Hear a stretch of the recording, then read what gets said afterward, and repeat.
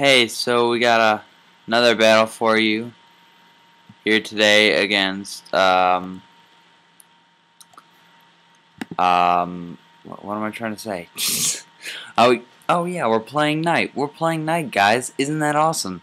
So he starts out with his ambipone and he taunts me, and I thought I'd be faster because I'm choice scarfed, but apparently not. So he double hits, which I predicted.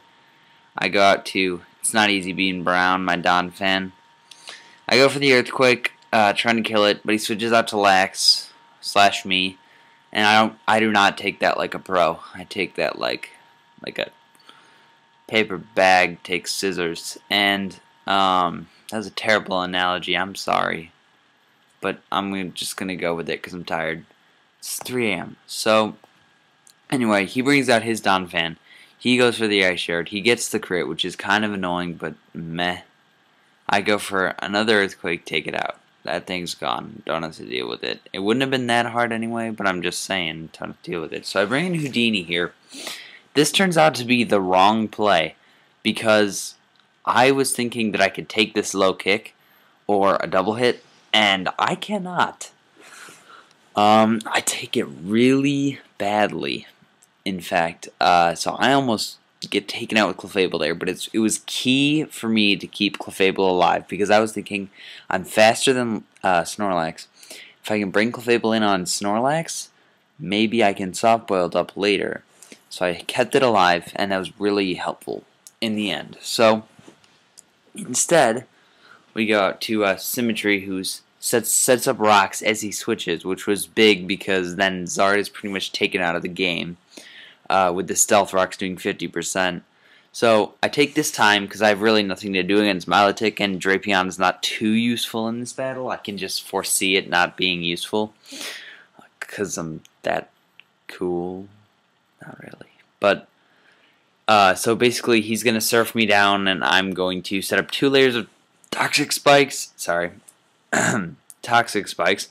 And I was going to roar, but then I'd go behind him, so I just went for the crunch and did no damage. So that made me think he was defensive, so I go up to my man in the yellow hat.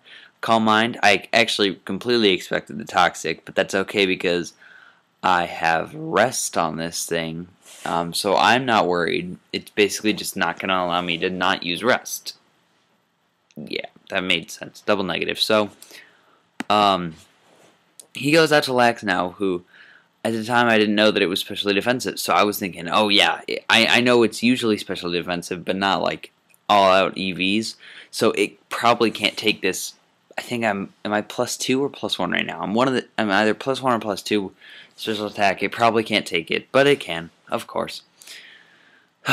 So he goes for the rest. I go for the rest. We're all resting. I need some rest.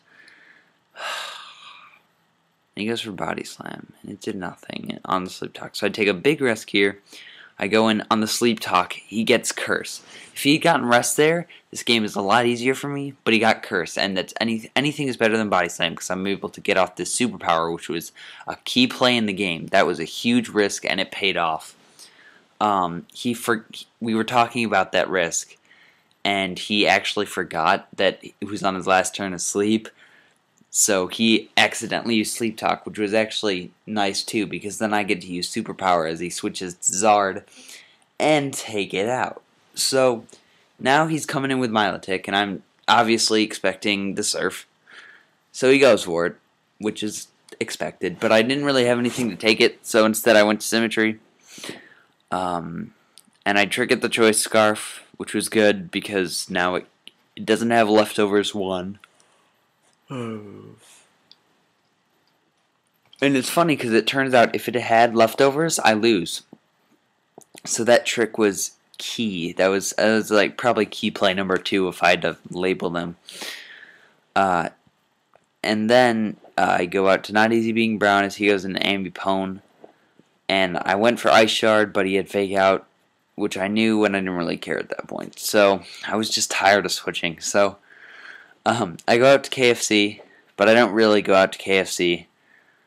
I go out to that PP stall, and then I go into this thing to take the double hit, which it does nicely. He goes into Ice Lady, and I just sit here. To be honest with you, I mean this was probably the only boring part of the battle because I was just sitting here waiting for this thing to die. But then here's the huge decision. So right here, the bad thing about the VS recorder is it doesn't show that I spent about 10 minutes, not really, like 5 minutes, thinking whether to switch into Houdini or KFC. Because if I go into KFC, then I was thinking, okay, if I go into KFC, I can, I'll die to the Scarf Surf. I go into to Clefable. He will go into Lax. I'll be faster. I can soft boiled, cosmic power up, get totally set up, and then I can sweep his team. Luckily, I didn't go with that plan because instead I went with this, and I went for the overheat KFC on the Spiritomb, which I could not have hit the Spiritomb if I had Clefable. It's not able to hit ghost types, so that was extremely I wouldn't say lucky, but I wouldn't say it was like a good play either on my part. So another great battle with Knight. He always gives me something good to look forward to, I guess.